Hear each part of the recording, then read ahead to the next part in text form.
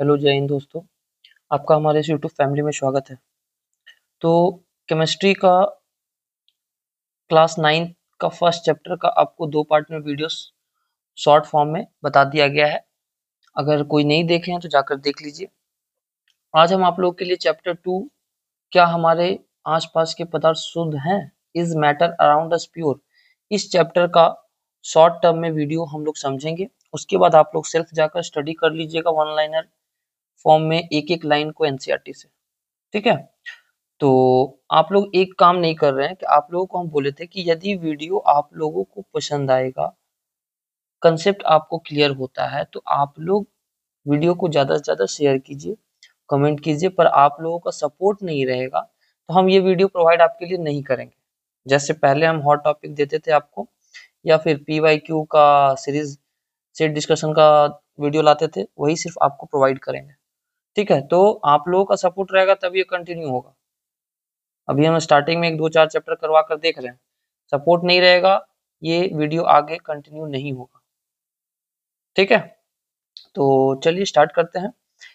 देखिए, जैसे कि इस चैप्टर में आपको दिख रहा होगा, सबसे पहले तो ये चीज जानिए कि हम लोग अपने लाइफ में डेली कुछ ना कुछ चीजों को, वस्तुओं को यूज करते हैं। ठीक है। जैसे मान लीजिए कि आप दूध लेते हैं, तो दूध में आपका कुछ ना कुछ तो मिलावट है। इसमें पानी मिल गया, जल मिल गया, या इसमें और प्रोटीन भी होता है, वसा भी होता है। तो दूध एक प्रकार से क्या है, मिश्रण है ना। आप मान लीजिए कि आप कोल्ड ड्रिंक पीते हैं, स्प्राइट पीते हैं, तो उसमें क्या है, पानी, चीनी, ये सभी का क्या है, मिश्रण है। तो साइंस के टर्म में एक चीज याद रखिएगा, किसी भी पदार्थ को शुद्ध तब माना जाता है जब उस पदार्थ में उपस्थित सभी कण, मान लीजिए कि हम चीनी ले लिए, चीनी ले लिए, तो चीनी पदार्थ लिए, तो इसमें जितने भी उपस्थित सभी कण हैं, सभी कण समान रूप से रासायनिक रूप से प्रकृति में होंगे। ऐसा नहीं है कि ये चीनी लिए, इसमें चीनी के कण के अलावा दूसरा कण भी आपको मिक्स हो गया, तो शुद्ध पदार्थ वो नहीं होते। तो सबसे पहले हम लोग समझ लेंगे शुद्ध पदार्थ के बारे में। पदार्थ को कितने टर्म में बांटा गया, यहाँ नहीं है, आपको हम एक सेकंड देखिए, थोड़ा सा रफ वर्क में आपको हम समझा देते हैं। जैसे समझिएगा, जैसे हम बोले पदार्थ, तो पदार्थ को 2 भागों में बांटा गया है। पहला शुद्ध पदार्थ और दूसरा अशुद्ध पदार्थ। शुद्ध पदार्थ और अशुद्ध पदार्थ। अब इस शुद्ध पदार्थ में भी 2 भागों में आया, तत्व हुआ एक पार्ट और दूसरा हुआ यौगिक। तत्व और यौगिक ये हम लोग पढ़ेंगे नेक्स्ट वीडियो में। ठीक है। अशुद्ध पदार्थ में आपका मिक्सचर आ जाता है, मिश्रण। अशुद्ध पदार्थ में क्या आता है, मिश्रण। और इस मिश्रण में आता है एक समांगी मिश्रण और दूसरा आता है विषमांगी मिश्रण। इसका चर्चा हम लोग आज करेंगे। ठीक है। तो मिश्रण में आपका समांगी और विषमांगी। हमने देखा पदार्थ 2 प्रकार से होता है, शुद्ध और अशुद्ध। शुद्ध को किसको कहेंगे, अशुद्ध किसको कहेंगे, अभी चर्चा करेंगे। शुद्ध में 2 भाग, शुद्ध को 2 भागों में बांटा गया, तत्व या यौगिक। अशुद्ध में आपको मिश्रण हो गया, मिश्रण में भी 2, समांगी और विषमांगी। क्लियर है। समांगी को कहा जाता है होमोजीनियस और विषमांगी को कहा जाता है हेट्रोजीनियस। क्लियर है ये बात। तो आगे हम लोग देखिए एनसीईआरटी से देख लेते हैं, क्या हमारे आसपास के पदार्थ शुद्ध हैं। तो शुद्ध के कहने का मतलब क्या हुआ कि वैसा पदार्थ जो सिर्फ एक प्रकार के कण से मिलकर बना है। कैसे, एक प्रकार के कणों से मिलकर बना है, जैसे हाइड्रोजन, ऑक्सीजन, कार्बन, लोहा, ये सब क्या है, एक प्रकार के कण से मिलकर बना है, इसीलिए इसको हम लोग शुद्ध पदार्थ कहेंगे। तो शुद्ध पदार्थ में हमने देखा क्या आया था, तत्व और यौगिक आया था। तो क्लियर हो गया शुद्ध पदार्थ किसे कहेंगे। अब हम लोग देखते हैं दूसरा अशुद्ध पदार्थ। दूसरा देख लेते हैं अशुद्ध पदार्थ। तो शुद्ध पदार्थ में क्या बोले, एक ही प्रकार के कणों से मिलकर बना है। लेकिन अशुद्ध पदार्थ वह पदार्थ है जो 2 या 2 से अधिक कणों से मिलकर बना है, जैसे दूध। ठीक है। चीनी, ठीक है, चाय, वायु, ये सब क्या है? आपका अशुद्ध पदार्थ है। जो सिर्फ एक ही प्रकार के कणों से मिलकर बना है वो हो गया हमारा शुद्ध पदार्थ, और जो दो या दो से अधिक कणों के मिश्रण से बना है या दो या दो से अधिक कणों से मिलकर बना है उसे अशुद्ध पदार्थ कहेंगे, इम्प्योर सब्सटेंस। क्लियर हो गया? तो यहां पर आपका पहला लाइन में यही शुद्ध और अशुद्ध के बारे में चर्चा पढ़ लीजिएगा। अब हम लोग आते हैं मिश्रण के बारे में कि मिश्रण किसे कहते हैं। तो मिश्रण हो गया एक या एक से अधिक शुद्ध तत्व के यौगिकों से मिलकर बना होता है। मतलब जिन पदार्थों में दो या दो से अधिक तत्व या यौगिक किसी भी रेशियो में, किसी भी अनुपात में मिले होते हैं उसे हम लोग क्या कहते हैं? मिश्रण कहते हैं। मिश्रण आपका किसी भी रूप में हो सकता है, या तो ठोस, या तो द्रव, या फिर गैस के रूप में। तीनों रूप में भी हो सकता है। तो एक चीज याद रखिएगा, मिश्रण का कोई भी निश्चित फॉर्मूला नहीं होता है। मिश्रण का कोई भी निश्चित फॉर्मूला नहीं होता है। आई बात समझ में? कोई दिक्कत? तो अब हम लोग देखेंगे मिश्रण के प्रकार। देखिए मिश्रण के दो प्रकार हैं। अभी जैसा हमने आपको रफ वर्क में बताया था, यहाँ भी देखिए लिखा हुआ समांगी और विषमांगी। समांगी किसे कहते हैं, विषमांगी किसे कहते हैं, इसका हमने वीडियो पिछले वीडियो में आपको डाल दिया है, वहां जाकर देख लीजिएगा। शॉर्ट टर्म में यहाँ समझा दे रहे, वहां पर आपको हम डिटेल में बताएं, इसीलिए मिस नहीं कीजिएगा जो भी वीडियो इसके साथ हम देते हैं। तो समांगी के बारे में एक चीज जान जाइएगा, किसे कहते हैं समांगी मिश्रण। तो समांगी मिश्रण जिसमें समान मात्रा में, समांगी मतलब समान मात्रा में सभी जगह उपलब्ध होगा, मतलब सर्वत्र एक समान। तो वैसा मिश्रण जिसका संपूर्ण भाग, मतलब ये कोई मिश्रण हो गया, इसका संपूर्ण भाग जो है वो समान मात्रा में उपलब्ध है, और इसके मिश्रण जो है, इसके मिश्रण के जो कण है इतने छोटे हैं कि इसको आप अपने आंखों से देख नहीं सकते। जैसे चीनी और जल का मिश्रण, क्या इसके कण को आप देख सकते हैं? तो चीनी जल का मिश्रण क्या है? संपूर्ण भाग में चीनी और जल का, मान लीजिए कि आप एक गिलास में शरबत घोरे, तो चीनी और जल घोल दिए, इसके सर्वत्र भाग में चीनी और जल समान मात्रा में उपस्थित है, तो ये हो गया समांगी मिश्रण। समझ रहे बात को? समांगी मिश्रण, समांगी मिश्रण का रंग, गंध, बनावट, ये सभी पर इसका मात्रा निर्भर करता है। तो एग्जाम्पल में आप याद रखिएगा क्या? चीनी और जल का मिश्रण, नमक और चीनी का मिश्रण, आपका पीतल, आपका पीतल क्या है? समांगी मिश्रण है। आपका अल्कोहल और जल, अल्कोहल और जल कैसा है? समांगी में, मतलब समान मात्रा में वो, एक तरह से ऐसे नॉर्मली समझिए जो पूरी तरह से घुल गया हो, जो पूरी तरह से मिल गया हो, तभी तो वो गिलास में सर्वत्र एक समान रहेगा, तब तो मतलब वो पूरी तरह घुला हुआ है। तो सर्वत्र एक समान, समांगी का मतलब हुआ सभी जगह एक समान। तो वैसा मिश्रण जिसका संपूर्ण भाग में उसके अवयवी पदार्थों का घटक या संगठन एक जैसा या समान होता है, समांगी मिश्रण कहलाता है। क्लियर? दूसरा देखिए विषमांगी। विषमांगी बस इसका जस्ट अपोजिट। विषमांगी का मतलब होता है सभी जगह एक समान नहीं। विषमांगी का मतलब होता है एक समान नहीं होगा सभी जगह, एक समान नहीं होगा एक जगह। जैसे आपको हम बोल दिए एग्जाम्पल में लोहा और बालू, लोहा और बालू का मिश्रण, लोहा बालू का मिश्रण, जल और मिट्टी का मिश्रण, क्या सब जगह एक घुल जाता है? नहीं। मिट्टी को जल में घोलिए, मिट्टी नीचे देखिए बैठ जाएगा, पूरा पानी में एक जैसा कभी घुला हुआ नहीं दिखाई देगा। चौक और जल का मिश्रण, चौक और जल का मिश्रण। आया बात समझ में? तो एक चीज याद रखिएगा, विषमांगी में सभी जगह एक समान नहीं रहेगा। सिंपल भाषा में समझना है तो वो पूरी तरह से घुलेगा नहीं विषमांगी, या तली में जाकर बैठ जाएगा, या फिर जैसे आप मान लीजिए बोल दिए क्या, एग्जाम्पल में और क्या ले सकते हैं, जल और तेल का मिश्रण। हाँ बहुत अच्छा एग्जाम्पल है, जल और तेल का मिश्रण। आप जल में तेल डाल दीजिए, तेल डालते देखते हैं, तेल जो है ऊपर में जल के ऊपर सतह पर रह जाता है और नीचे पानी रह जाता है, मतलब ये पूरी तरह से घुला नहीं घुला, तो नहीं घुला मतलब विषमांगी। आई बात समझ में? तो आपका यहाँ पर मिश्रण हमने कंप्लीट कर दिया है। अगर इसके बाद भी नहीं समझ में आता है, एक वीडियो हम डिटेल में आपको मिश्रण, विलयन, कोलाइडी के बारे में चर्चा किए हैं, उसको जाकर देख लीजिएगा। ठीक है?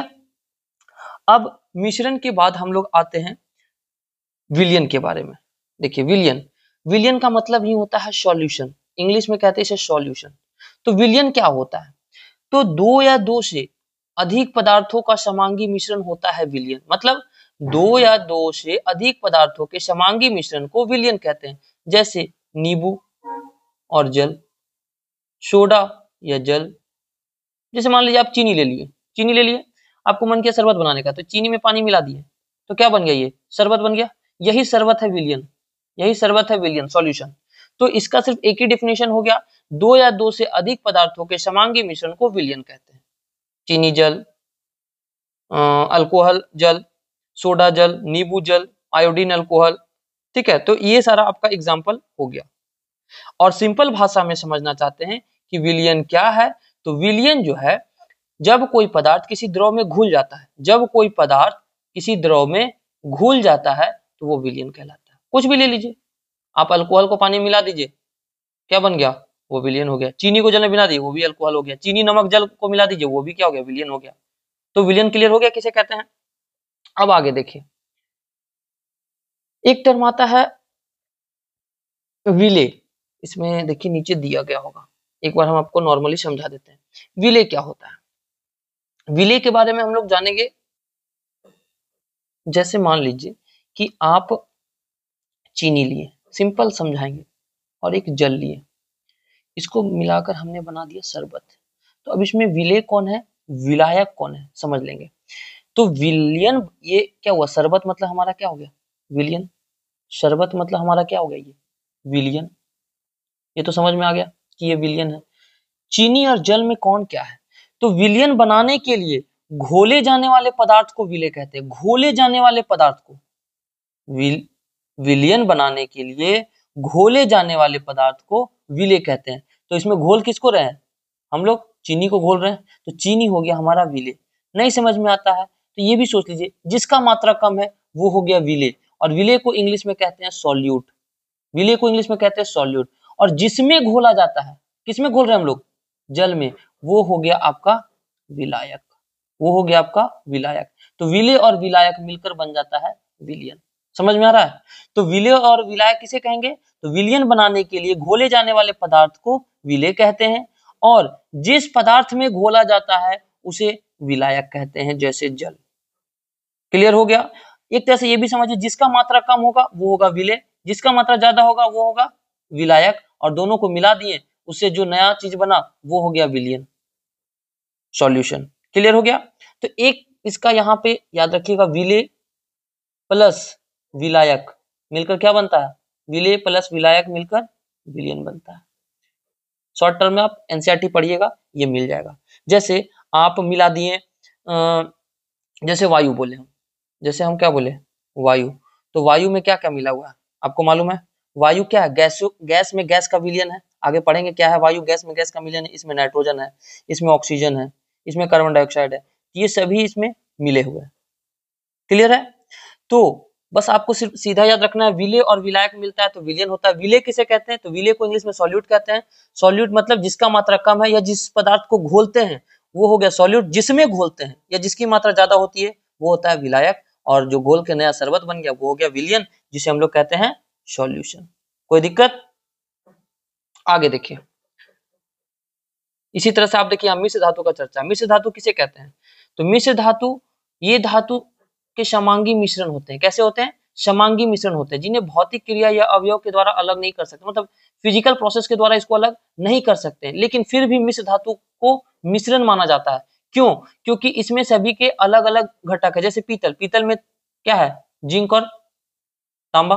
पीतल में क्या है, जिंक और तांबा। उसी तरह से आप कांसा ले लीजिए, कांसा में क्या होता है, कॉपर और टिन, कॉपर और टिन। स्टेनलेस स्टील ले लीजिए, स्टेनलेस स्टील में लोहा निकल क्रोमियम होता है। तो ये सभी मिश्र धातुएं हैं जिसको अलॉय कहते हैं। ठीक है, इस पर भी एक हमने वीडियो, ट्रिकी वीडियो दे दिया है, किसका कौन मिश्र धातु, मतलब किसके किसके मिलने से कौन सा मिश्र धातु बनता है, इसका ट्रिकी वीडियो दे दिए, जाकर देख लीजिएगा, नहीं तो हम इसका वीडियो डिस्क्रिप्शन में डाल देंगे। ठीक है, अब हम लोग आते हैं, थोड़ा सा इसको इरेज कर लेते हैं। जब हम लोग पढ़े विलियन, तो विलियन के गुण के बारे में आपको एग्जाम में पूछता है, विलियन का गुण के बारे में आपको एग्जाम में पूछता है। तो देखिए ये दिया विलियन के गुण। तो विलियन कैसा मिश्रण है, याद रखिएगा समांगी मिश्रण है। विलियन कैसा मिश्रण है, समांगी मिश्रण है। विलियन के कण का व्यास 1 नैनोमीटर से भी छोटा होता है, इसलिए इसे आंखों से नहीं देख सकते। इतना छोटा होता है कि इसको हम लोग देख नहीं सकते हैं। और विलियन के कण इतने छोटे होते हैं कि वो छन्ना पत्र को भी आर पार कर जाते हैं, ये बात याद रखिएगा। और विलियन के कण अस्थायी होते हैं, पूछा एग्जाम में, रेलवे के एएलपी में टेक्नीशियन में पूछा गया क्वेश्चन है, विलियन के कण कैसे होते हैं? अस्थायी होते हैं।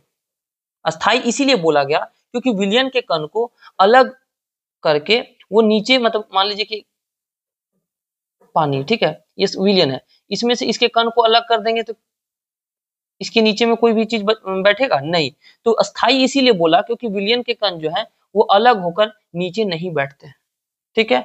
अपने छोटे आकार के कारण विलियन के कण गुजर रही प्रकाश की किरण को नहीं फैलाते हैं, इतने छोटे होते हैं कि वो प्रकाश की किरण को फैलाते नहीं है, इसलिए विलियन में प्रकाश का मार्ग दिखाई नहीं देता है।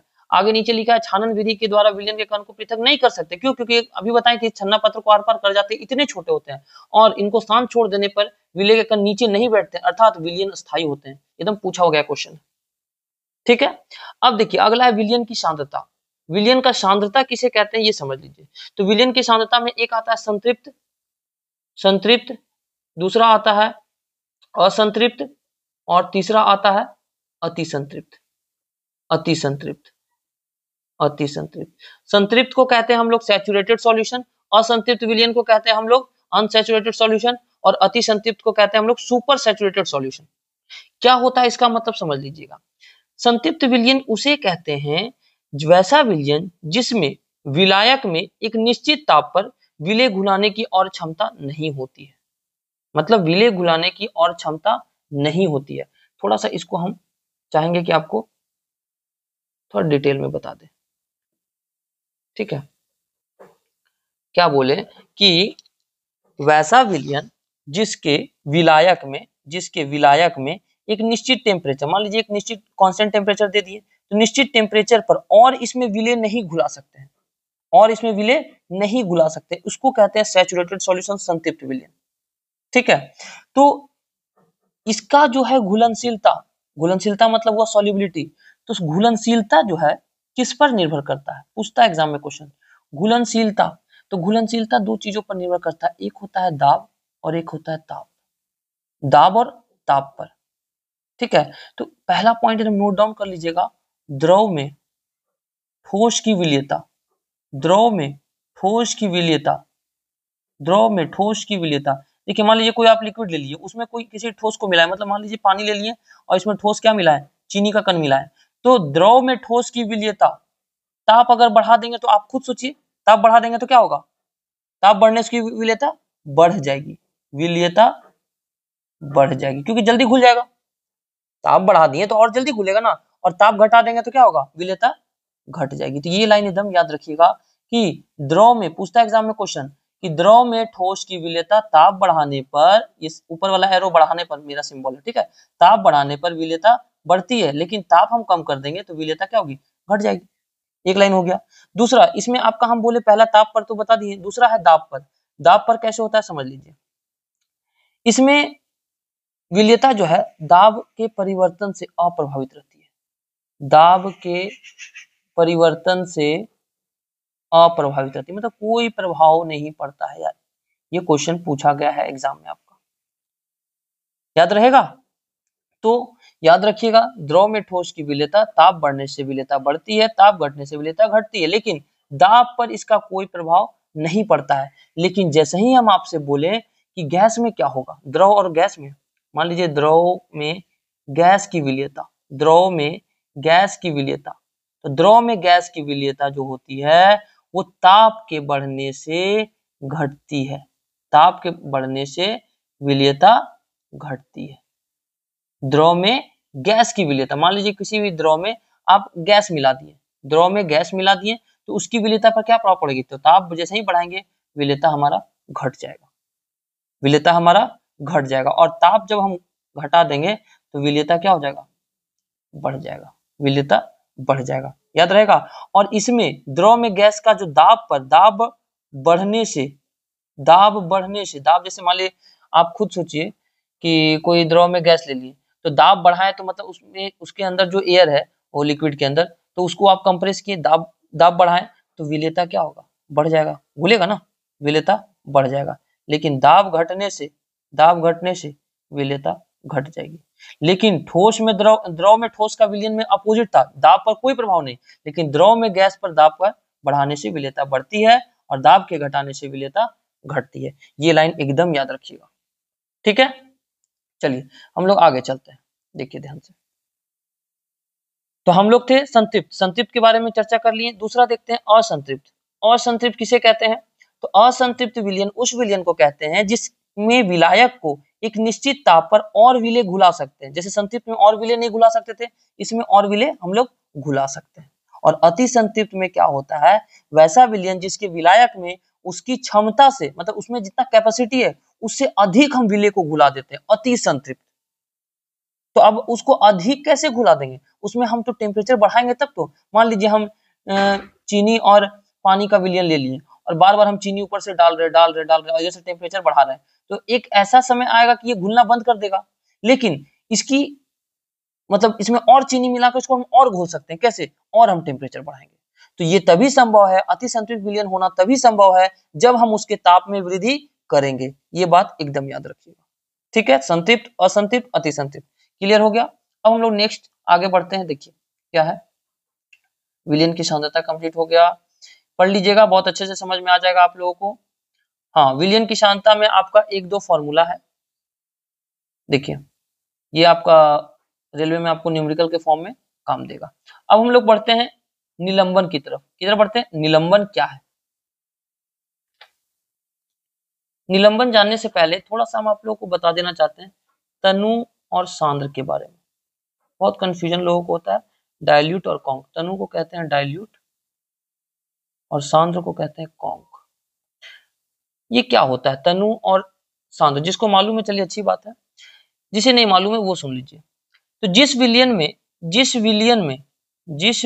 में विलेय का, विलेय बता चुके हैं किसे कहते हैं, जिस विलयन में विलेय का मात्रा कम होता है, जिस विलयन में विलेय का मात्रा कम होता है उसे तनु विलयन कहते हैं। और जिस विलयन में विलेय का मात्रा ज्यादा होता है, अधिक होता है, इसे हम लोग सांद्र कॉन्क कहते हैं। कारण क्या है, तनु में क्या होता है, जैसे मान लीजिए कि आप HCl लिए, ये क्या है HCl, इसमें आप पानी मिला दिए, इसमें आप पानी मिला दिए तो क्या हो गया, HCl का मात्रा, विलेय का मात्रा क्या हो गया, कम गया, तो ये तनु हो गया। लेकिन मान लीजिए एक HCl, दो HCl का डब्बा है, एक में आप पानी मिलाकर उसको, उसमें भी वो HCl की मात्रा, लेकिन HCl का मात्रा कम हो गया तो वो तनु हो गया। लेकिन इसमें पानी आप मिलाए नहीं, ये पूरी तरह से सिर्फ HCl ही है, ये कॉन्क हो गया। मतलब इसमें विलेय का मात्रा अधिक है, HCl ज्यादा है, पानी तो है नहीं, लेकिन इसे पानी मिला दिए तो HCl का मात्रा क्या हो गया, कम हो गया, विलेय का मात्रा कम हो गया। तो जिसमें विलेय का मात्रा कम होगा वो तनु, जिसमें विलेय का मात्रा अधिक होगा वो कॉन्क होगा। तो कॉन्क बहुत डेंजरस होता है, ठीक है। तो ये चीज हमको समझाना था आपको। अब आगे देखिए, इसमें आपका आ जाता है निलंबन। क्या है? निलंबन। निलंबन क्या है समझ लेते हैं। ऐसे वीडियो आपको विलयन, निलंबन, कोलाइडी के ऊपर हम दे चुके हैं, ठीक है, जाकर उस वीडियो को देखिएगा, डिटेल में दिया है। तो निलंबन उसको कहते हैं जिसमें ठोस के कण, मान लीजिए कोई ठोस का कण ले लिए, ठोस का कण, तो ये भी एक प्रकार का निलंबन क्या है, विषमांगी मिश्रण है। तो जिसमें ठोस के कण बिना घुले पूरे द्रव में फैल जाते हैं, बिना घुले पूरे द्रव में फैल जाते हैं, इसे हम लोग कहते हैं निलंबन। नहीं समझ में आया? मतलब मान लीजिए कि हम पानी लिए और इसमें ऊपर से चौक का पाउडर डाल दिए, तो चौक का पाउडर इसमें घुलना शुरू हो गया। तो एक समय के बाद जब चौक डालना हम छोड़ दिए और इसको मिलाकर हम स्थिर छोड़ दिए, तो कुछ समय के बाद देखिएगा कि नीचे आपका इस तरह से चौक का मटेरियल नीचे बैठ जाएगा।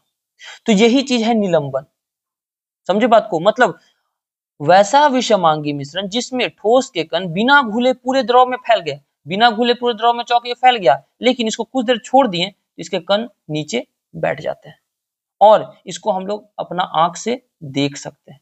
और आंख से देख सकते हैं मतलब इतने थोड़ा इसके पार्टिकल जो है बड़े होते हैं, जिस कारण से अगर प्रकाश की किरण आ रही है तो उस प्रकाश की किरण को ये फैला देते हैं, प्रकाश की किरण को ये फैला देते हैं। तो इसके बारे में आपको गुणधर्म पूछेगा, निलंबन का गुणधर्म क्या है, एक विषमांगी मिश्रण है, इसके कणों को देख सकते हैं, अभी बताएं। निलंबन के कण प्रकाश की किरण को फैला देते हैं, जिससे इसका मार्ग दृष्टिगोचर हो जाता है। इसे शांत छोड़ देते हैं तो इसके कण नीचे बैठ जाते हैं।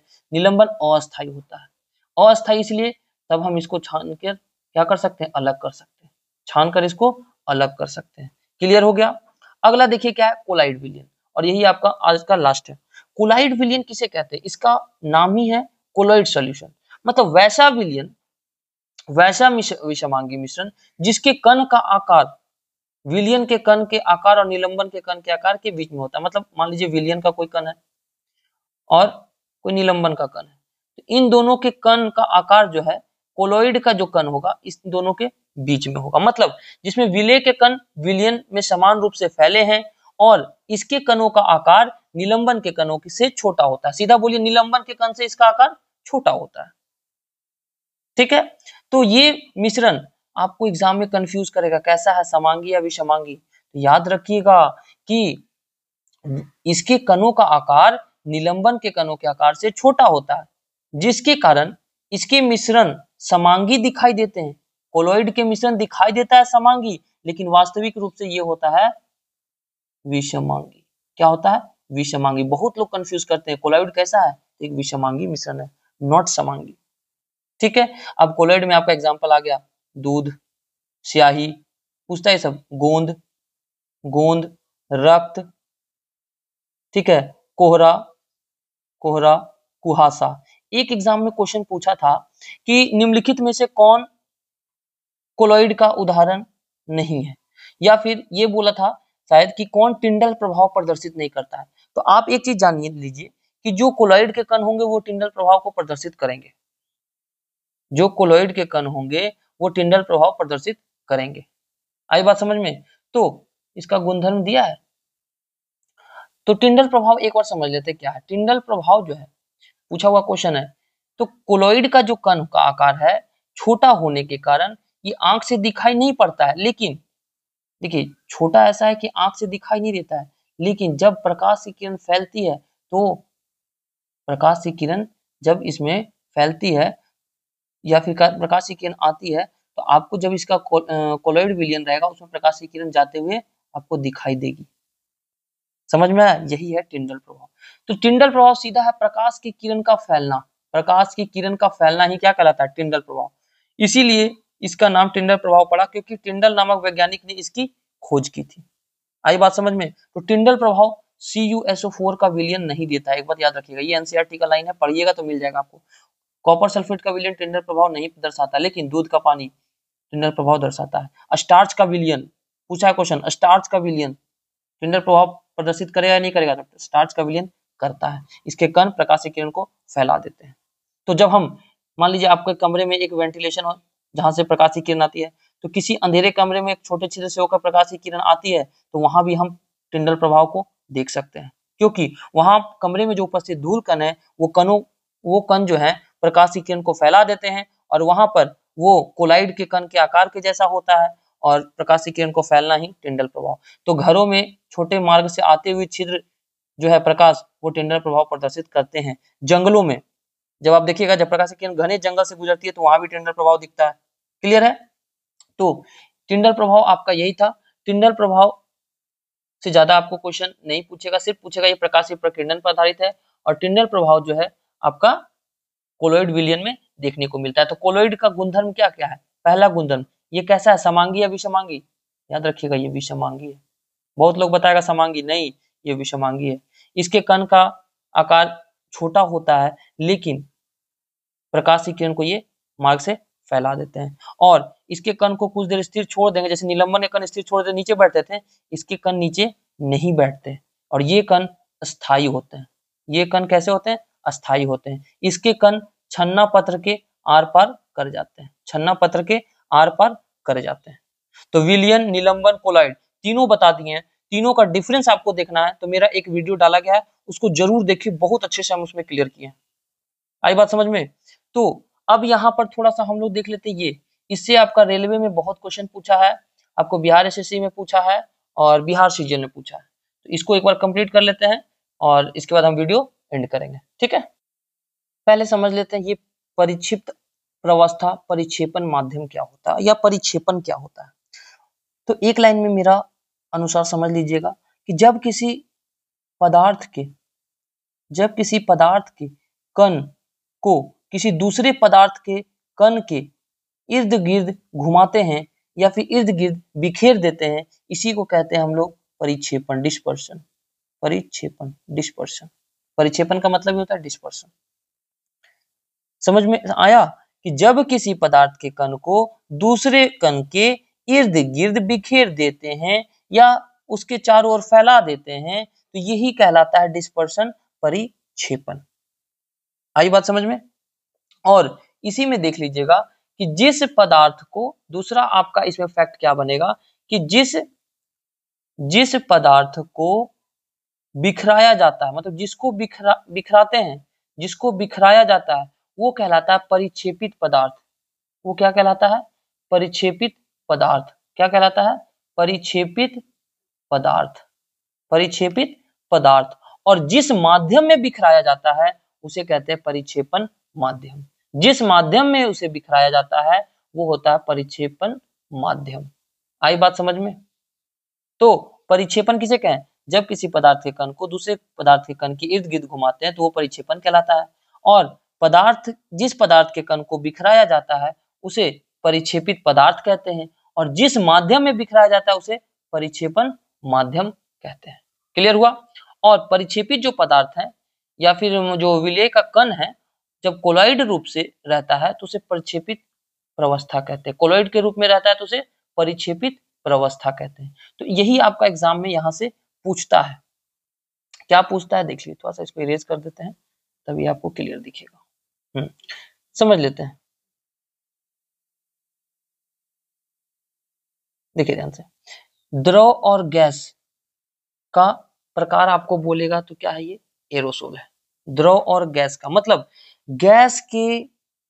गैस में आकर द्रव का पार्टिकल घुमा, मतलब घुला है गैस के अंदर।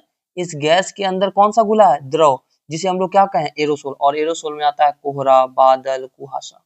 याद रहेगा। अगला है ठोस में गैस का मतलब गैस के अंदर कौन है? सॉलिड पार्टिकल, जिसे एरोसोल कहते हैं। जैसे धुआं, क्या है? धुआं मतलब गैस के अंदर सॉलिड है। स्वचालित वाहन का निथार।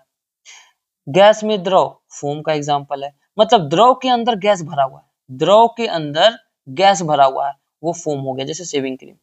द्रव के अंदर द्रव का मिश्रण, इमल्सन। दूध, फेस क्रीम। द्रव के अंदर ठोस का मिश्रण, मतलब द्रव के अंदर ठोस है, सोल। जैसे मैग्नीशिया मिल्क, कीचड़। ठोस के अंदर गैस है, फोम, रबड़, स्पंज, प्यूमिस। ठीक है। ठोस के अंदर द्रव है, ठोस के अंदर द्रव है जिसे जेल कहते हैं। जैसे जेली, पनीर, मक्खन। ठोस के अंदर ठोस का एग्जांपल ठोस सोल, रंगीन पत्थर, दूधिया कान। मतलब ये समझे कि गैस के अंदर द्रव घुला है, गैस के अंदर। ऐसा नहीं कि द्रव के अंदर गैस नहीं, गैस, क्योंकि परिक्षेपण माध्यम है ना, तो परिक्षेपण मतलब इस माध्यम में ये घुला है। मतलब जैसे इसको हम इरेज करके एक बार फिर से बता देते हैं। जैसे गैस के अंदर द्रव घुला है, गैस के अंदर ठोस पार्टिकल है, द्रव के अंदर गैस है, द्रव के अंदर द्रव है। ये समझिएगा, द्रव में द्रव नहीं। हाँ, द्रव में द्रव का मिश्रण इमल्सन कहलाता है, ये बोल सकते हैं। लेकिन द्रव के अंदर द्रव है, द्रव के अंदर ठोस है, ना कि ठोस के अंदर द्रव है। समझे? तो इसको आपको मुख्य रूप से याद रखना है एग्जाम्पल के साथ कि किसका किसका है। द्रव में गैस, एरोसोल। ठोस में गैस, एरोसोल। गैस में द्रव, फोम। द्रव में द्रव, इमल्सन। ठोस में द्रव, सोल। गैस में ठोस, फोम। द्रव में ठोस, जेल। ठोस में ठोस, सोल। और इसका एग्जाम्पल आपको याद रखना है। रेलवे की हर शिफ्ट में इससे क्वेश्चन पूछा गया है, मैक्सिमम शिफ्ट में। और आपका बिहार एसआई हो, बिहार एसएससी हो, या आप अभी बीएसओ देने जा रहे हो, एएसओ दीजिएगा, किसी भी एग्जाम में इससे क्वेश्चन, बीपीएससी हो, एकदम पूछेगा ही पूछेगा। और पूछता है तो कंफ्यूज कर देता है, इसीलिए कोशिश कीजिएगा इसको लॉजिक लगाकर याद करने का कि एरोसोल में कौन आएगा। मतलब एरोसोल मतलब गैस में ठोस। तो गैस में ठोस क्या है? धुआं। हमारा धुआं क्या है? गैस के अंदर ठोस है, तो धुआं आपका एरोसोल में आ गया। समझ में आया? तो आज का टॉपिक आपका यहीं तक था। नेक्स्ट वीडियो में हम लोग पढ़ेंगे विलयन के कोई प्रकार को अलग करने का विधि। जैसे मान लीजिए अपकेंद्रीकरण विधि, या फिर प्रभाजी आशवन हो गया, या फिर क्रिस्टलीकरण हो गया। ये सब प्रोसेस से कैसे अलग करते हैं। तो वीडियो पे बने रहिए, बहुत आसान तरीके से समझ में आएगा। लेकिन हमारे बताने के बाद एक बार एनसीईआरटी को जरूर रीड कीजिएगा, बहुत मजा आएगा पढ़ने में। और 9 बजे रात में टेस्ट हमारे टेलीग्राम ग्रुप पर आकर दे दीजिएगा। ठीक है? तो वीडियो समझ में आया तो आप लाइक कीजिए, शेयर कीजिए और कमेंट जरूर कीजिए कि आपको वीडियो कैसा लगा। अगर कहीं कुछ लगे कि हो सकता है हम पढ़ाने के बीच में कुछ गलत बोल दिए हो, कुछ टर्म गलत यूज किए हो, तो हम उसको करेक्ट कर देंगे। तो आप सुनते हैं, आप उसको कमेंट में जरूर मेंशन कीजिएगा कि हमें वीडियो पूरी तरह से समझ में आया है या नहीं। और इसका एक पार्ट वीडियो हम डिस्क्रिप्शन में लिंक डाल देंगे, जाकर देख लीजिएगा विलियन कोलाइड और निलंबर में डिफरेंस। ठीक है, मिलते हैं नेक्स्ट वीडियो में, तब तक के लिए जय हिंद, थैंक यू।